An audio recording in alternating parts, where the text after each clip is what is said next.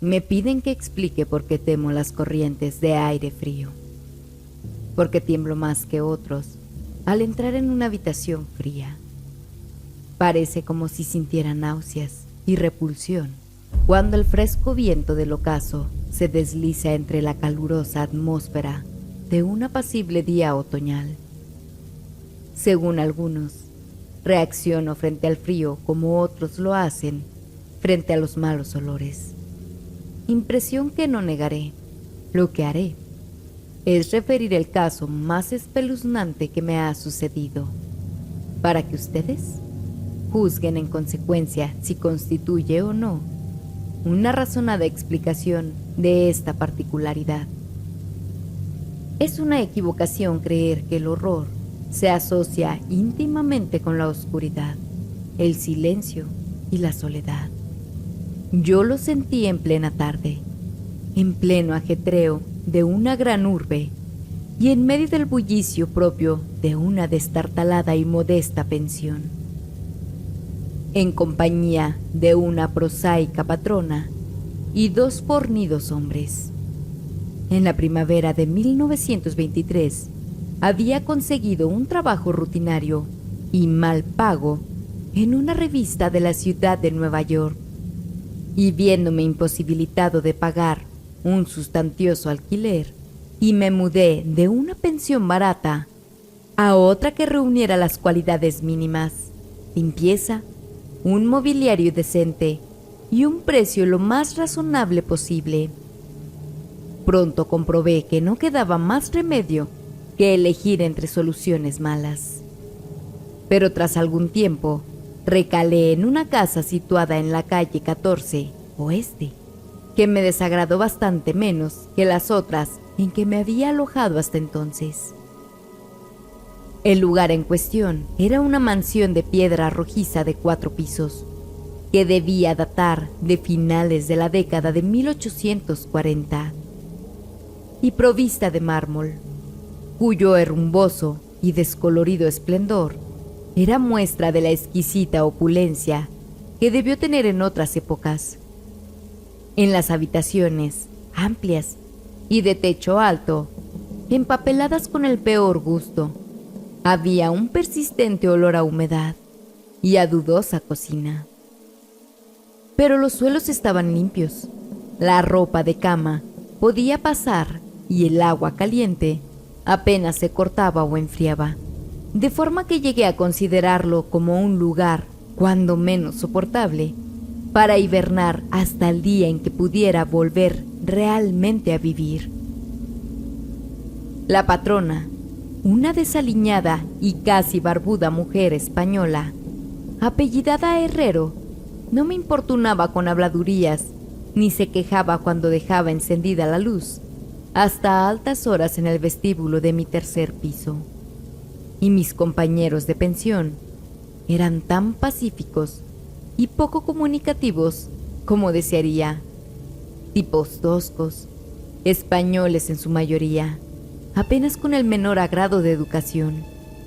Solo el estrépito de los coches que circulaban por la calle constituían una auténtica molestia. Llevaría allí unas 3 semanas cuando se produjo el primer extraño incidente. Una noche, a eso de las 8, oí como si cayeran gotas en el suelo y de repente advertí que llevaba un rato respirando el acre olor característico del amoníaco. Tras echar una mirada a mi alrededor, vi que el techo estaba húmedo y goteaba. La humedad procedía, al parecer, de un ángulo de la fachada que daba a la calle. Deseoso de cortarla en su origen, me dirigí apresuradamente a la planta baja para decírselo a la patrona, quien me aseguró que el problema se solucionaría de inmediato. «El doctor Muñoz», dijo en voz alta, mientras corría escaleras arriba delante de mí. «Ha debido derramar algún producto químico. Estaba demasiado enfermo para cuidar de sí mismo. Cada día que pasa está más enfermo, pero no quiere que nadie lo asista. Tiene una enfermedad muy extraña. Todo el día se la pasa tomando baños de un olor espantoso y no puede excitarse ni acalorarse. Él mismo se hace la limpieza. Su pequeña habitación está llena de botellas y de máquinas, y no ejerce de médico, pero en otros tiempos fue famoso. Mi padre oyó hablar de él en Barcelona, y no hace mucho le curó al fontanero un brazo que se había herido en un accidente. Jamás sale. Todo lo más se le ve de vez en cuando en la terraza, y mi hijo, Esteban, le lleva a la habitación la comida, la ropa limpia, las medicinas y los preparativos químicos. Dios mío, hay que ver la sal de amoníaco que gasta ese hombre para estar siempre fresco. La señora Herrero desapareció por la escalera y yo volví a mi habitación. El amoníaco dejó de gotear, y mientras recogía el que se había vertido y abría la ventana para que entrase el aire, oí arriba los macilentos pasos de la patrona. Nunca había oído hablar del doctor Muñoz, a excepción de ciertos sonidos que parecían más bien propios de un motor de gasolina. Su andar era calmo y apenas perceptible. Por unos instantes me pregunté qué extraña dolencia podía tener aquel hombre, y si su obstinada negación a cualquier auxilio proveniente del exterior no sería sino el resultado de una extravagancia sin fundamento aparente. ¡Ay!, se me ocurrió pensar, un tremendo patos, en el estado de aquellas personas que en algún momento de su vida han ocupado una posición alta y posteriormente la han perdido. Tal vez no hubiera nunca conocido al doctor Muñoz, de no haber sido por el ataque al corazón que de repente sufrí una mañana mientras escribía en mi habitación. Los médicos me habían advertido del peligro que corría si me sobrevenían tales accesos, y sabía que no había tiempo que perder. Así pues, recordando lo que la patrona había dicho acerca de los cuidados prestados por aquel enfermo al obrero herido, me arrastré como pude hasta el piso superior y llamé débilmente a la puerta. Mis golpes fueron contestados, en buen inglés, por una extraña voz, situada a cierta distancia a la derecha de la puerta, que preguntó cuál era mi nombre y el objetivo de mi visita. Aclarados ambos puntos, se abrió la puerta contigua a la que yo había llamado. Un soplo de aire frío salió a recibirme a manera de saludo, y aunque era uno de esos días calurosos de finales de junio, me puse a tiritar al traspasar el umbral de un amplio cuarto, cuya elegante decoración me sorprendió. Una cama plegable desempeñaba ahora su diurno papel de sofá, y los muebles de caoba, lujosas cortinas, antiguos cuadros y añejas estanterías hacían pensar más en el estudio de un señor de buena crianza que en la habitación de una casa de huéspedes. Pude ver que el vestíbulo que había encima del mío, llena de botellas y máquinas a las que se había referido la dueña, no era sino el laboratorio del doctor, y que la principal habitación era la espaciosa pieza contigua a este, cuyos confortables nichos y amplio cuarto de baño le permitían ocultar todos los aparadores y engorrosos ingenios utilitarios. El doctor Muñoz, no cabía duda, era todo un caballero culto y refinado.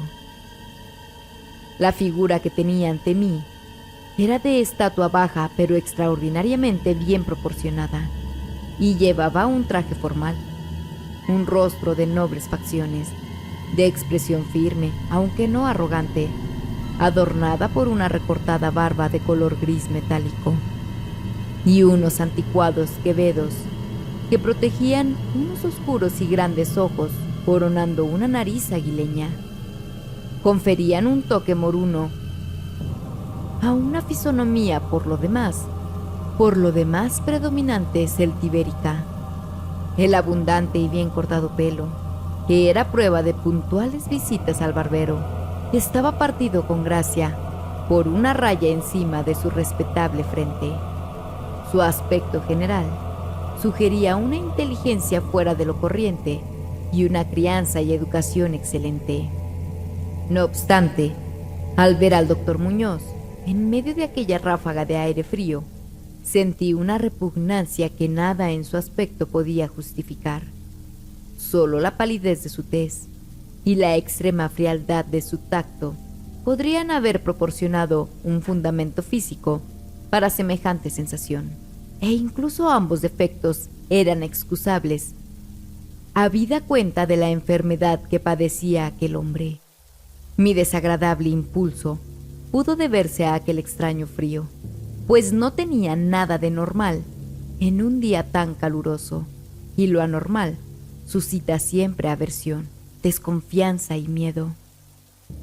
Pero la repugnancia cedió ante la admiración, pues las extraordinarias dotes de aquel singular médico se pusieron al punto de manifiesto, a pesar de aquellas heladas y temblorosas manos por las que parecía no circular sangre. Le bastó una mirada para saber lo que me pasaba, siendo sus auxilios de una destreza magistral, y al tiempo me tranquilizaba con una voz finalmente modulada, aunque hueca y carente de todo timbre, diciéndome que él era el más implacable enemigo de la muerte, y que había gastado su fortuna personal y perdido a todos sus amigos por dedicarse toda su vida a extraños experimentos para hallar una forma de detener y extirpar a la muerte. Algo de benevolente fanatismo parecía advertirse en aquel hombre, mientras seguía hablando en un tono casi locuaz, al tiempo que me auscultaba el pecho y mezclaba las drogas que había cogido de la pequeña habitación destinada al laboratorio hasta conseguir la dosis de vida. Evidentemente, la compañía de un hombre educado debió parecerle una rara novedad en aquel miserable antro. De ahí que se lanzara a hablar más de lo acostumbrado a medida que rememoraba tiempos mejores. Su voz tenía un efecto sedante, y ni siquiera pude percibir su respiración, mientras las fluidas frases salían con exquisito esmero de su boca. Trató de distraerme de mis preocupaciones, hablándome de sus teorías y experimentos, y recuerdo con qué tacto me consoló acerca de mi frágil corazón, insistiendo en que la voluntad y la conciencia son más fuertes que la vida orgánica. Decía que si lograba mantenerse saludable y en buen estado el cuerpo, se podía, mediante la ciencia de la voluntad y la conciencia, conservar una especie de vida nerviosa, cualesquiera que fuesen los graves defectos, disminuciones o incluso ausencias de órganos específicos que se sufrieran. Algún día, me dijo medio en broma, me enseñaría cómo vivir, o al menos a llevar una cierta existencia consciente, sin corazón. Por su parte, sufría de una serie de dolencias que le obligaban a seguir un régimen muy estricto que incluía la necesidad de estar expuesto constantemente al frío. Cualquier aumento apreciable de la temperatura podía, caso de prolongarse, afectarle fatalmente, y había logrado mantener el frío que reinaba en su estancia, de unos 11 a 12 grados, gracias a un sistema absorbente de enfriamiento por amoníaco, cuyas bombas eran accionadas por el motor de gasolina que con tanta frecuencia olía desde mi habitación, situada justo debajo.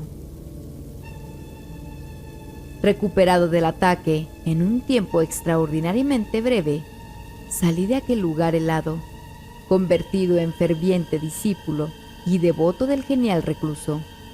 A partir de ese día, le hice frecuentes visitas, siempre con el abrigo puesto. Le escuchaba atentamente mientras hablaba de investigaciones y resultados casi escalofriantes, y un estremecimiento se apoderó de mí al examinar los singulares y sorprendentes volúmenes antiguos que se alineaban en las estanterías de su biblioteca. Debo añadir que me encontraba ya casi completamente curado de mi dolencia, gracias a sus acertados remedios.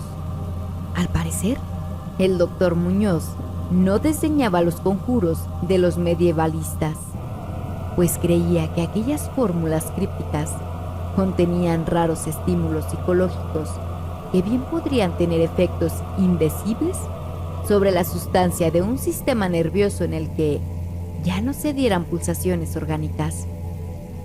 Me impresionó lo que me contó del anciano doctor Torres, de Valencia, con quien realizó sus primeros experimentos y que le atendió a él en el curso de la grave enfermedad que padeció 18 años atrás y de la que procedían sus actuales trastornos.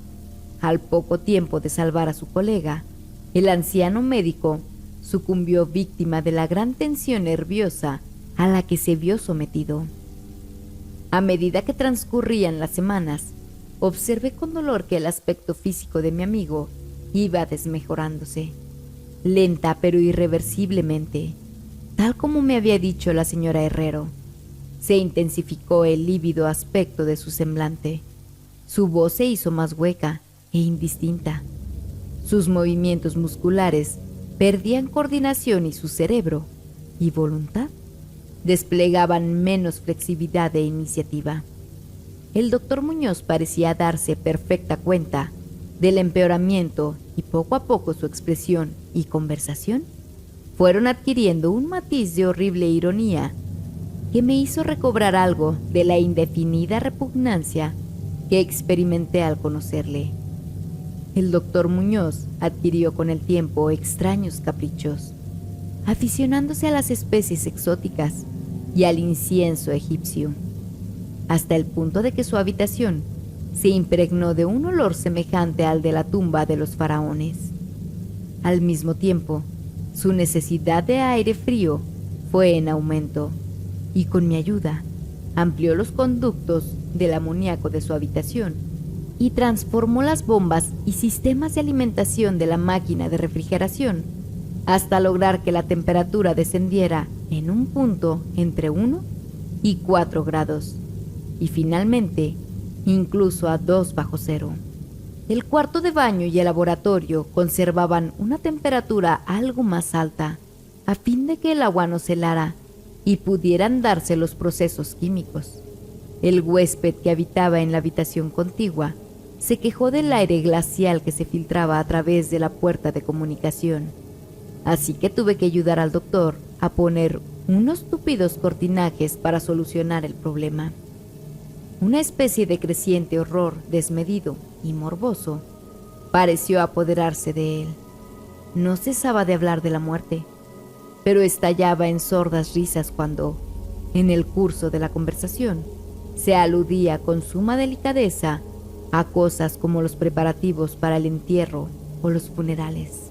Con el tiempo, el doctor acabó convirtiéndose en una desconcertante y desagradable compañía. Pero, en mi gratitud por haberme curado, no podía abandonarle en manos de los extraños que le rodeaban. Así que tuve buen cuidado de limpiar su habitación y atenderle en sus necesidades cotidianas. Asimismo, le hacía sus compras, aunque no salía de mi estupor ante algunos de los artículos que me encargaba comprar en las farmacias y almacenes de productos químicos. Una creciente e indefinible atmósfera de pánico parecía desprenderse de su cuarto. La casa entera, como ya he dicho, despedía un olor húmedo, pero el olor de las habitaciones del doctor Muñoz era aún peor, y no obstante las especias, el incienso y el acre, perfume de los productos químicos de los ahora incesantes baños, que insistía en tomar sin asistencia, comprendí que aquel olor debía guardar relación con su enfermedad, y me estremecí al pensar cuál podría ser. La señora Herrero se santiguaba cada vez que se cruzaba con él, y finalmente lo abandonó por entero en mis manos, no dejando siquiera que su hijo, Esteban, siguiese haciéndole los recados. Cuando yo le sugería la conveniencia de avisar a otro médico, el paciente montaba en cólera. Temía sin duda el efecto físico de una violenta emoción, pero su voluntad y coraje crecían en lugar de menguar, negándose a acostarse. La lasitud de los primeros días de su enfermedad dio paso a un retorno de su vehemente ánimo, hasta el punto de que pareciera desafiar a gritos al demonio de la muerte, aun cuando corriese el riesgo de que el tradicional enemigo se apoderase de él. Dejó prácticamente de comer, algo que curiosamente siempre dio la impresión de ser una formalidad en él, y solo la energía mental que le restaba parecía librarle del colapso definitivo. Adquirió la costumbre de escribir largos documentos que sellaba con cuidado y llenaba de instrucciones para que a su muerte los remitiera yo a sus destinatarios. Estos eran en su mayoría de las Indias Occidentales, pero entre ellos se encontraba un médico francés famoso en otro tiempo y al que ahora se daba por muerto, y del que se decían las cosas más increíbles. Pero lo que hice en realidad fue quemar todos los documentos antes de enviarlos o abrirlos. El aspecto y la voz del doctor Muñoz se volvieron absolutamente espantosos y su presencia casi insoportable. Un día de septiembre, una inseparada mirada suscitó una crisis epiléptica en un hombre que había venido a reparar la lámpara eléctrica de su mesa de trabajo. Ataque del que se recuperó gracias a las indicaciones del doctor, mientras se mantenía lejos de su vista. Aquel hombre, harto sorprendentemente, había vivido los horrores de la Gran Guerra sin sufrir tamaña sensación de terror. Un día, a mediados de octubre, sobrevino el horror de los horrores de forma repentina. Una noche se rompió la bomba de la máquina de refrigeración, por lo que pasadas 3 horas resultó imposible mantener el proceso de enfriamiento del amoníaco. El doctor Muñoz me avisó dando golpes en el suelo, y yo hice lo imposible por reparar la avería, mientras mi vecino no cesaba de lanzar imprecaciones. Mis esfuerzos resultaron inútiles, y cuando al cabo de un rato me presenté con un mecánico de un garage nocturno cercano, comprobamos que nada podía hacerse hasta la mañana siguiente, pues hacía falta un nuevo pistón. La rabia y el pánico del moribundo ermitaño adquirieron proporciones grotescas, dando la impresión de que fuera a quebrarse lo que quedaba de su debilitado físico, hasta que en un momento dado, un espasmo le obligó a llevarse las manos a los ojos y precipitarse hacia el cuarto de baño.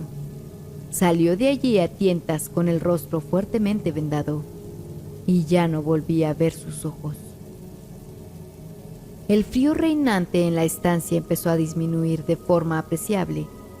Ya a eso de las 5 de la mañana, el doctor se retiró al cuarto de baño, al tiempo que me encargaba le procurase todo el hielo que pudiera conseguir en las tiendas y cafeterías abiertas durante la noche. Cada vez que regresaba de alguna de mis desalentadoras correrías y dejaba el botín delante de la puerta cerrada del baño, podía oír un incansable chapoteo dentro y una voz ronca que gritaba: ¡Más! ¡Más! Finalmente, amaneció un caluroso día y las tiendas fueron abriendo una tras otra. Le pedí a Esteban que me ayudara en la búsqueda del hielo mientras yo me encargaba de conseguir el pistón, pero, siguiendo las órdenes de su madre, el muchacho se negó en redondo. En última instancia, contraté los servicios de un haragán, a fin de que le subiera al paciente hielo de una pequeña tienda, mientras yo me entregaba con la mayor diligencia a la tarea de encontrar un pistón para la bomba y conseguir los servicios de unos obreros competentes que lo instalaran. La tarea parecía interminable, y casi llegué a desalentarme al ver cómo transcurrían las horas yendo de acá para allá sin aliento y sin ingerir alimento alguno. Serían las 12 cuando, muy lejos del centro, encontré un almacén de repuestos donde tenían lo que buscaba, y aproximadamente hora y media después llegaba a la pensión con el instrumental necesario y 2 fornidos y avesados mecánicos. Había hecho todo lo que estaba en mi mano y solo me quedaba esperar que llegase a tiempo. Sin embargo, un indecible terror me había precedido. La casa estaba totalmente alborotada, y por encima del incesante parloteo de las voces, pude oír a un hombre que rebosaba con voz profunda. Algo diabólico flotaba en el ambiente, y los huéspedes pasaban las cuentas de sus rosarios. Al llegar hasta ellos, el olor que salía por debajo de la atrancada puerta del doctor. Al parecer, el tipo que había contratado salió precipitadamente dando histéricos alaridos al poco de regresar de su segundo viaje en busca de hielo. Quizás se debería todo a un exceso de curiosidad. En la precipitada huida no pudo, desde luego, cerrar la puerta tras de sí, pero lo cierto es que estaba cerrada, y a lo que parecía, desde el interior. Dentro no se oía el menor ruido, salvo un indefendible goteo lento y espeso. Tras consultar brevemente con la dueña y los obreros, no obstante el miedo que me tenía atenazado, opiné que lo mejor sería forzar la puerta, pero la patrona halló el modo de hacer girar la llave desde el exterior, sirviéndose de un artilugio de alambre. Con anterioridad, habíamos abierto las puertas del resto de las habitaciones de aquel ala del edificio, y otro tanto hicimos con todas las ventanas. A continuación, y protegidas las narices con pañuelos, penetramos temblando de miedo en la hedionda habitación del doctor que, orientada al mediodía, abrazaba con el caluroso sol de primeras horas de la tarde. Una especie de rastro oscuro y viscoso llevaba desde la puerta abierta del cuarto de baño a la puerta de vestíbulo, y desde aquí al escritorio, donde se había formado un horrible charco. Encima de la mesa había un trozo de papel, garrapateado al lápiz por una repulsiva y ciega mano, terriblemente manchado también, al parecer por las mismas garras que trazaron apresuradamente las últimas palabras. El rastro llevaba hasta el sofá en donde finalizaba inexplicablemente. Lo que había o hubo en el sofá es algo que no puedo ni me atrevo a decir aquí. Pero esto es lo que, en medio de un estremecimiento general, descifré del embardunado papel. Antes de sacar una cerilla y prenderla a fuego, lo que conseguí descifrar aterrorizado, mientras la patrona y los dos mecánicos salían disparados de aquel infernal lugar hacia la comisaría más próxima para balbucear sus incoherentes historias. Las nauseabundas palabras resultaban poco menos que increíbles en aquella amarillenta luz solar, con el estruendo de los coches y camiones que subían calle. Pero debo confesar que en aquel momento creí lo que decían.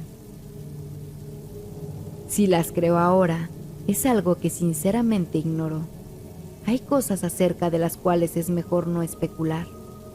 Y todo lo que puedo decir es que no soporto el olor a amoníaco y que me siento desfallecer ante una corriente de aire excesivamente frío. Ha llegado el final, rezaban aquellos hediondos garabatos. No queda hielo. El hombre ha lanzado una mirada y ha salido corriendo. El calor aumenta por momentos y los tejidos no pueden resistir. Me imagino que lo sabe. Lo que dije sobre la voluntad, los nervios y la conservación del cuerpo una vez que han dejado de funcionar los órganos. Como teoría era buena, pero no podía mantenerse indefinidamente. No conté con el deterioro gradual. El doctor Torres lo sabía, pero murió de la impresión. No fue capaz de soportar lo que hubo de hacer. Tuvo que introducirme en un lugar extraño y oscuro, cuando hizo caso a lo que le pedía en mi carta, y logró curarme. Los órganos no volvieron a funcionar. Tenía que hacerse a mi manera, pues, ¿comprende? Yo fallecí en aquel entonces, hace 18 años.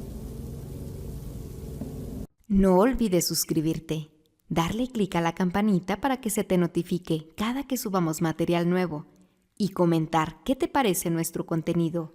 Eso ayudará a que crezca nuestro canal.